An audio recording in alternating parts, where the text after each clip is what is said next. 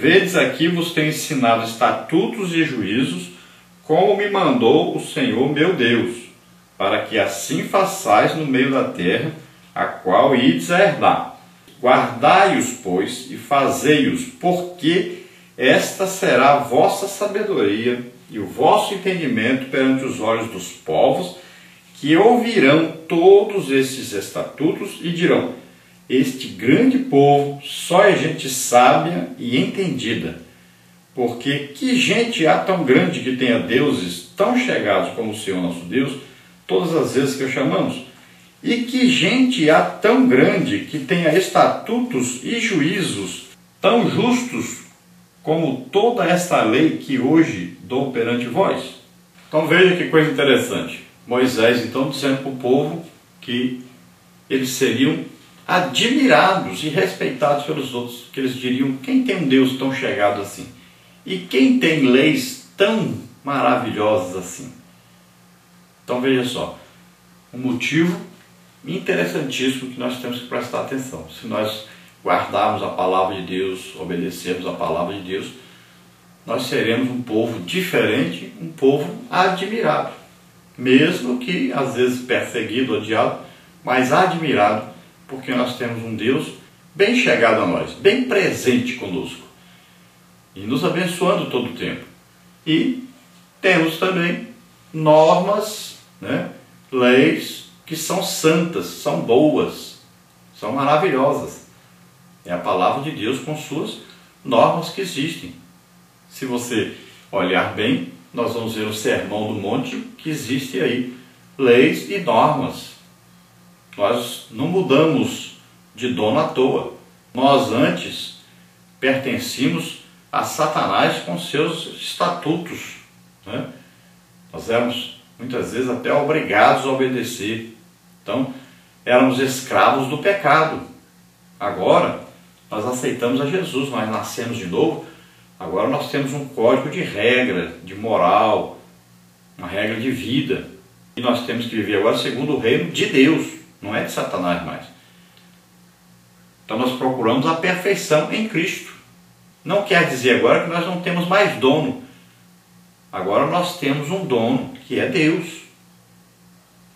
E todo pai tem normas para que seus filhos possam conviver com ele. Agora, nós não cumprimos obrigatoriamente, nós obedecemos porque amamos. Então vamos ver a nossa lição número 1, que tem como título aí: Deus dá sua lei ao povo de Israel. Nós temos aí como texto áureo que são israelitas, dos quais é a adoção de filhos, e a glória, e os concertos, e a lei, e o culto, e as promessas. Então aqui o apóstolo Paulo, no contexto, está falando sobre o povo judeu, os israelitas, e está falando aí da qualidade deles perante Deus, da particularidade deles como um povo escolhido por Deus. E veja só que está prometido a eles coisas maravilhosas, e Deus sempre se manifestou no meio deles e tem um plano a cumprir com eles. E Deus não vai deixar isso. Embora exista hoje a igreja, e existe um plano específico de Deus para a igreja. Agora, não nos esqueçamos do povo de Israel, não nos esqueçamos de que é considerado Israel como o relógio do mundo. Então devemos estar sempre prestando atenção no que está acontecendo com este povo, e devemos, sempre que pudermos, ajudarmos esse povo naquilo que for necessário para que eles sejam mantidos, para que eles sejam bem tratados, para que eles possam prosseguir a sua jornada até o dia que eles vão se encontrar com Cristo. E isso nós sabemos que será no final da grande tribulação. Nesse período nós já teremos sido arrebatados, estaremos com o Senhor para sempre. A verdade prática aí diz: uma nova nação despontava no horizonte e precisava de uma legislação que definisse as bases em que o povo devia viver, isto é, fundamentada nas promessas feitas aos patriarcas. Então, quando Deus chama Abraão, a Bíblia é bem clara nisso. A Bíblia diz que Deus visava Jesus. Então Deus chama Abraão para que de Abraão nascesse o seu descendente. Não fala aí do plural descendentes, fala o seu descendente, que é Cristo. Então essa família deveria ser uma família exemplar. Deveria ser uma família que tinha o quê? Costumes diferentes. Então uma nação, um povo que possuía então normas diferentes das do mundo. Maneira de viver diferente do mundo. Maneira de comer diferente do mundo. Maneira de vestir diferente do mundo. Então eles viveriam para agradar a Deus. Enquanto o mundo tinha deuses, esse povo tinha um Deus só. Então era um povo completamente diferente. Então Deus chamou. E desse povo nasceria o quê? O descendente de Abraão, que era Jesus Cristo. Um filho de Deus que viria à terra. E foi o que aconteceu. Desse povo que Deus chamou através de Abraão, é que nasceu Jesus Cristo. Vamos ver então a leitura bíblica em classe, que está em Êxodo, capítulo 20, versículos 18 a 22, versículo 24, depois do capítulo 24, versículo 4 e versículos de 6 a 8. Vamos ler então. E todo o povo viu os trovões e os relâmpagos e o sonido da buzina e o monte fumegando, e o povo, vendo isso, retirou-se e pôs-se de longe. E disseram a Moisés: Fala tu conosco, e ouviremos, e não fale Deus conosco, para que não morramos. E disse Moisés ao povo: Não temais, que Deus veio para provar-vos, e para que o seu temor esteja diante de vós, para que não pequeis. E o povo estava em pé de longe. Moisés, porém, se chegou à escuridade, onde Deus estava. Então disse o Senhor a Moisés: Assim dirás aos filhos de Israel: Vós tendes visto que eu falei convosco desde os céus. Um altar de terra me farás, e sobre ele sacrificarás os teus holocaustos, e as tuas ofertas pacíficas, e as tuas ovelhas, e as tuas vacas, em todo lugar onde eu fizer celebrar a memória do meu nome. Virei a ti e te abençoarei. E Moisés escreveu todas as palavras do Senhor, e levantou-se pela manhã de madrugada, e edificou um altar ao pé do monte, e 12 monumentos, segundo as 12 tribos de Israel. E Moisés tomou metade do sangue e a pôs em bacias, e a outra metade do sangue espargiu sobre o altar. E tomou o livro do concerto e o leu aos ouvidos do povo, e eles disseram: Tudo o que o Senhor tem falado faremos e obedeceremos. Então tomou Moisés aquele sangue e o aspergiu sobre o povo e disse: Eis aqui o sangue do concerto que o Senhor tem feito convosco, sobre todas estas palavras. Glória a Deus, aleluia. Então, quando nós falamos aí concerto ou pacto, estamos falando de aliança. Assim como nós temos também a palavra testamento. Quando nós falamos Antigo Testamento, estamos nos referindo à Antiga Aliança.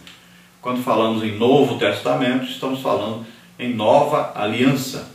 Então, durante o trimestre, você vai se acostumando aí com os termos usados, né? Assim como a Antiga Aliança, chamada aí Berite, que é no hebraico, e a Nova Aliança, que é chamada aí Diatique, ou seja, é a aliança no grego, que a palavra aí é no grego porque o Novo Testamento foi escrito na língua grega. Então você já vai aprendendo também que no Antigo Testamento a aliança era condicional. Se você faz isso, recebe isso. Se você não faz, não recebe isso e recebe maldição. Se obedecendo, recebe bênção. Desobedecendo, recebe maldição. No Novo Testamento, a nova aliança é feita em bases melhores, em promessas melhores, superiores, coisas espirituais, e nós somos salvos pela graça de Deus mediante a fé. Então, não é pelo que nós fazemos, não é pelas nossas obras, não é por cumprir um sistema de leis ou de regras. Então, na lição de hoje, nós vamos estudar aí as seguintes partes. Primeira parte, a promulgação da lei. Tópico 1, a solenidade. Tópico 2, a credibilidade de Moisés. Tópico 3, a lei. Na parte 2, nós vamos ver aí os códigos. No tópico 1, classificação. No tópico 2, o que há de concreto. Na parte 3, nós vamos ver aí o concerto. Tópico 1, o que é um concerto. Tópico 2, preparativos. Tópico 3, o concerto do Sinai. No tópico 4, o livro do concerto. Agora na parte 4 nós vamos ver aí o sacrifício. Tópico 1, os holocaustos. Tópico 2, o sangue. Tópico 3, a aspersão. Então vamos ver aí a introdução, que diz o seguinte: o tema do presente trimestre são os 10 mandamentos, a base de toda a legislação mosaica. Aqui vamos iniciar com a solenidade da promulgação da lei no Sinai, a cerimônia do concerto que Deus fez com Israel. O evento envolveu holocaustos e a leitura do livro da lei num ritual com profundas implicações messiânicas. Então aqui nós vamos falar da aliança mosaica, ou nós vamos falar muito da legislação mosaica. E nós sabemos que aí o Pentateuco, ou os 5 primeiros livros da Bíblia, que é chamado a Torá, então esses 5 livros aí contêm todas as normas e leis dadas por Deus para o povo de Israel. Não é apenas o decálogo, esses 10 mandamentos. Agora, embora nós saibamos que o decálogo, os 10 mandamentos, seria aí um resumo de todas as normas e leis que Deus deu aos homens. Então, nós vamos estudar muito sobre o decálogo, sobre essas 10 palavras, que no hebraico aí significa exatamente isso. Não está escrito lá os 10 mandamentos, está escrito as 10 palavras, né? Então são coisas que Deus deu para que o povo de Israel fosse diferente das outras nações e são, na verdade, normas da aliança que Deus fez com este povo. Então, se eles obedecessem essas normas, teriam bênçãos; se desobedecessem, teriam maldições. Isso está dentro da aliança. Então, essa aliança foi feita onde? No Monte Sinai. Deus disse para Moisés, lá no Monte Horebe, quando ele apareceu a Moisés na sarça, disse: olha, você vai lá no Egito, vai tirar o povo e trazer aqui. E eles vão me servir aqui. Então o povo estava ali. Moisés já tinha ido ao Egito, voltado, estava ali. Há muita controvérsia sobre o local, porque existe uma cordilheira aí, que é chamada aí Monte Sinai, tanto do lado do continente onde está Israel, como do outro lado na Arábia. Então, todos os dois aí são chamados de Monte Sinai. E nós sabemos que Moisés se encontrava do lado da Arábia, quando ele partiu para buscar o povo, porque ele estava no Monte Horebe, ele estava na terra de Midian, que fica na Arábia. Então, se Deus disse para Moisés: você vai ao Egito, busca meu povo e volta aqui com esse povo, então nós acreditamos que o povo veio ao Monte Horebe, que fica no Monte Sinai e que é na terra da Arábia. Então veja só que existe muita confusão, e se hoje nós formos afirmar isso, aí a discussão, a briga é muito grande. Porque se determinou, se escolheu como do lado de Israel, e a visitação de milhares e milhares de séculos tem sido aí. Então, se falar que é do outro lado, aí pronto, é uma confusão doida. Mas existem mais provas de ser do lado da Arábia do que de ser do lado onde está Israel. E a travessia do Mar Vermelho, existem mais provas de ser aí no Golfo de Acaba do que ser no Golfo de Suez. Então, é uma confusão isso, não vamos entrar nessa briga, nessa luta, nessa discussão, né? Deixa para os entendidos, entre aspas, né?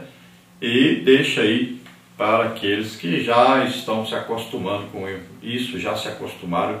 Quem sabe no futuro vai haver uma reviravolta dentro disso, mas nós não sabemos.